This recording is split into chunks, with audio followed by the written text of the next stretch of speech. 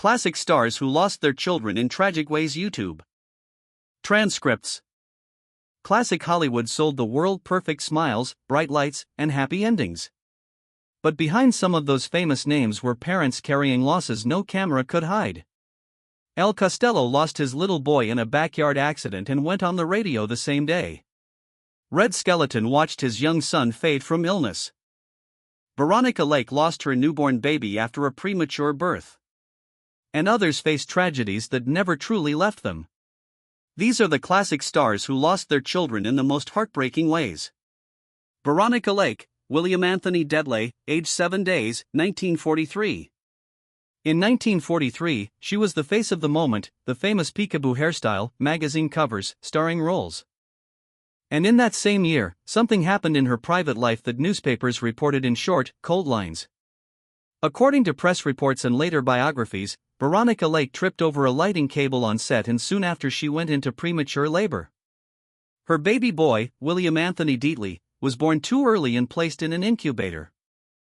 Newspapers reported that he died on July 15, 1943 at just 7 days old. Some accounts noted simply that she took it very hard. The child's father was serving in the military at the time. One more detail that fixes the era in place. Even in the middle of a family tragedy, war and distance could split a home in two. And then life began to fracture fast. By August 1943, the marriage had broken apart. By December, the divorce was final. The loss didn't explain everything, but it accelerated what was already under strain. Her career continued in public, but privately the ground never felt stable again. Because no amount of glamour can erase an empty crib or a date that burns itself into memory.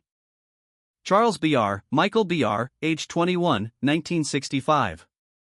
In the early hours of September 23, 1965, Charles Br's only son, Michael Br, died at home from a gunshot wound.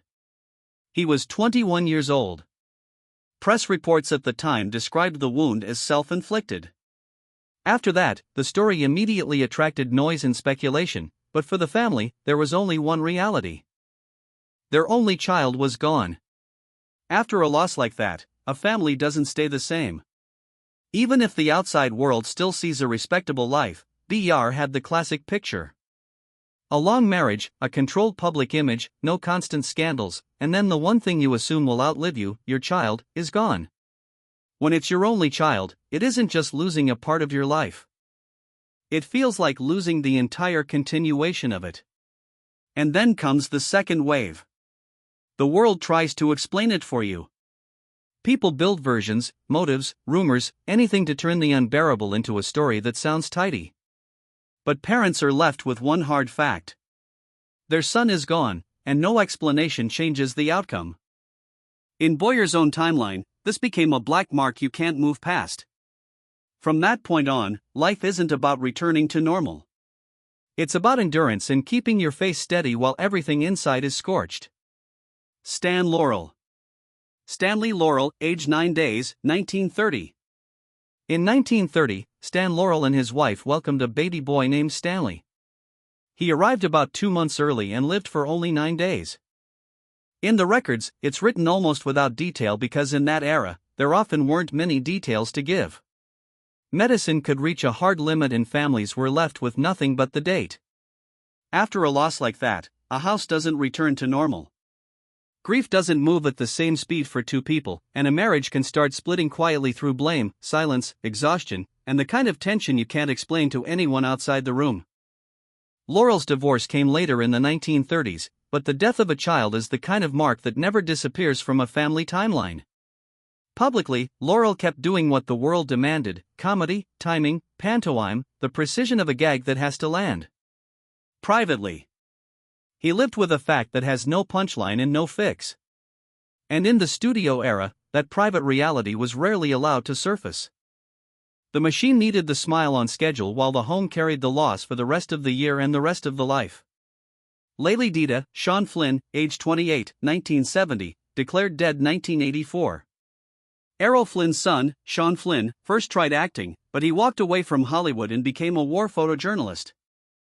On April 6, 1970, he disappeared in Cambodia alongside fellow journalist Dana Stone. They weren't traveling in a convoy or anything protected. Sources described them riding motorcycles, moving on their own. By most accounts, they reached an improvised checkpoint on Highway 1, a white sedan positioned across the road, armed men moving behind it. Sean and Dana kept their distance, spoke with other reporters nearby, and after that they vanished. What followed was a particular kind of nightmare. No body, no confirmation, no grave, only theories. Abduction, captivity, a prison camp, taken somewhere. Sean's mother, Lily Damia, poured enormous money and effort into the search. Private leads, intermediaries, investigators, any thread that promised an answer. Nothing came back. In 1984, she secured a legal ruling. Sean was officially declared dead in absentia. It wasn't closure. It was paperwork standing in for truth. And what she was left with was the hardest version of grief. Years spent waiting for a son who existed only inside one word that never changes. Missing. Lou Costello. Louis Francis Costello Jr. Butch.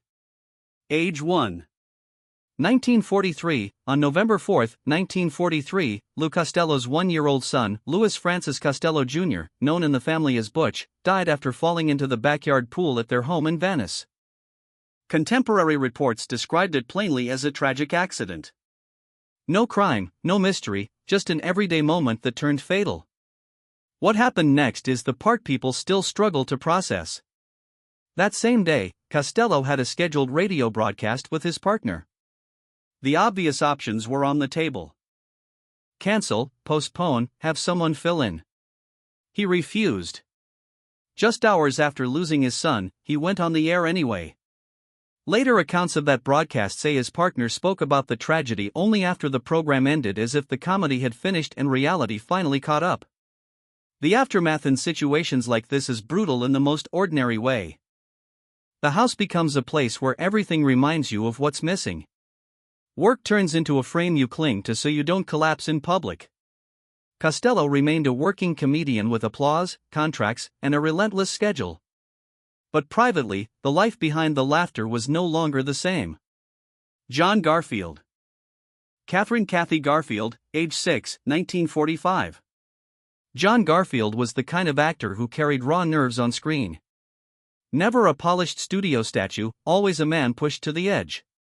In 1945, his private life was hit by a sudden brutal loss. His daughter Catherine Kathy died on March 18, 1945. The cause is recorded plainly. A severe allergic reaction. It happened fast. One moment she was simply a child coming home, and the next her body was fighting for air. There was no long illness, no time to prepare, no "we'll try another treatment tomorrow." The house flipped from ordinary to emergency in minutes and then to silence. After something like that, parents don't just grieve. They replay the last normal moment again and again, hunting for the point where it could have been different. In short biographies of Garfield, you'll often see the same conclusion.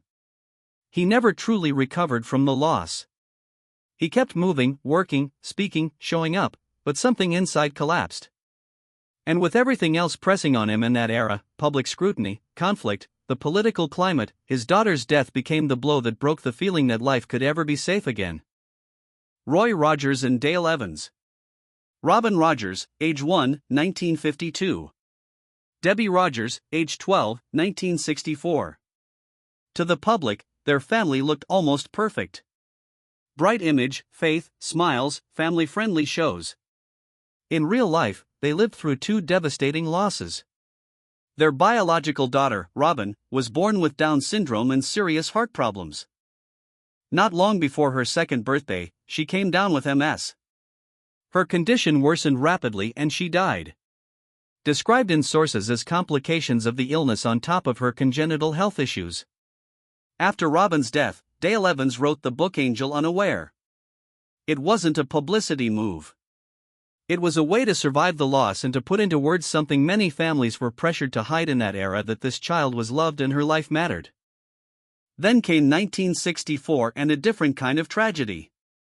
Their adopted daughter Debbie was killed in a church bus accident in California near San Clemente. Reports described a bus returning from a charitable trip carrying dozens of children, losing control, and colliding with multiple vehicles. Debbie was 12 years old at the time. Roy Rogers was in the hospital recovering from neck surgery. Dale Evans later recalled her first reaction in one stunned sentence. "I hear it, but I can't accept it." After Debbie's death, the family moved because sometimes the road, the house, and the familiar routes become permanent triggers, and staying in the same place feels impossible. Red Skeleton. Richard Skelton, age 9, 1958. On screen, Red Skeleton felt calm, warm, and steady. The kind of man whose world seemed safe. Off camera, his family lived by hospital schedules. His son Richard, only 9 years old, was diagnosed with leukemia, and doctors gave a grim prognosis. Skelton was told to take all the time he needed, disappear from television, wait it out. He chose the opposite. He went back to the show because he believed work was the only way to keep himself from falling apart and the only way to remain steady beside his child. After the diagnosis, the family took a long trip through Europe, not as a vacation, but as an attempt to let Richard see the world while there was still time. Contemporary accounts of that period mention a meeting with Pope Pius I XII in the summer of 1957 as one of the defining moments of the journey. The trip ended earlier than planned. London's press became intrusive and aggressive and the family returned home. Richard died on May 10, 1958, just 10 days before his 10th birthday. After that, even small things changed. For years, Skelton had spoken about family life naturally on the air. Then it became almost impossible. People close to him also recalled a harsh chain of blows to Skelton himself. An injury, then a serious episode and hospitalization, as if his body couldn't carry the strain any longer. From the outside, it still looked like broadcasts in career. Inside, everything narrowed to one fixed point: the day they buried his son. Irving Berlin Jr., aged 24 days, 1928. In December 1928, Irving Berlin and his wife welcomed a baby boy, Irving Berlin Jr. Less than a month later on Christmas Day, the child died at just 24 days old. After that, Christmas was never just a holiday inside their home again. Year after year, Berlin and his wife marked the date by going to their son's grave. It wasn't symbolism or a public gesture. It became a routine, a private ritual, the one thing that stayed fixed when everything else moved on. The contrast is almost unbearable. The man whose songs filled living rooms with warmth spent that same day living with a family-shaped absence. The reason wasn't scandal or mystery. It was the era itself. In the late 1920s, even wealthy families could lose a newborn suddenly without warning, without an explanation. That felt like an answer. Money could buy comfort, doctors the best care available, just not certainty.